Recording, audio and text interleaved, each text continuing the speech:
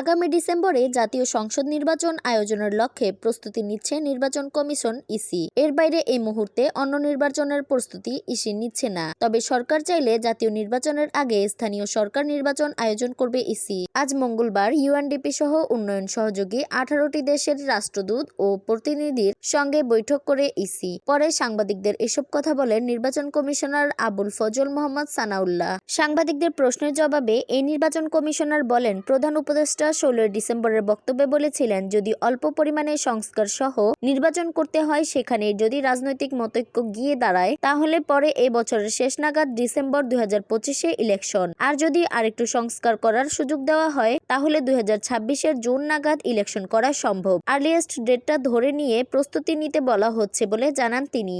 এ বিষয়ে নির্বাচন কমিশনের অবস্থান এখনো অপরিবর্তিত বলে জানান।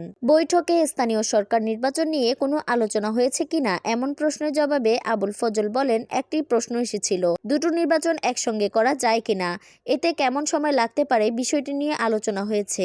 নির্বাচন কমিশন জানিয়েছে, জাতীয় ও স্থানীয় সরকারের নির্বাচন একসঙ্গে করা সম্ভব নয়। অতীত অভিজ্ঞতায় দেখা গেছে, সবকটি স্থানীয় সরকারের নির্বাচন ধাপে ধাপে করতে গেলে 1 বছর সময় লেগে যায়। পুরোপুরি এভাবে স্থানীয় সরকারের নির্বাচন করতে হলে জাতীয় নির্বাচনের সময় পিছিয়ে যাবে। জাতীয় নির্বাচন এখন নির্বাচন কমিশনের অগ্রাধিকার। নির্বাচন কমিশন জাতীয় নির্বাচন নিয়েই এই মুহূর্তে প্রস্তুতি নিচ্ছে। তবে সরকার যদি সিদ্ধান্ত নেয় স্থানীয় সরকার নির্বাচন অনুষ্ঠানের, সেটা সেভাবে বাস্তবায়ন করতে হবে। এটা সরকারের সিদ্ধান্ত।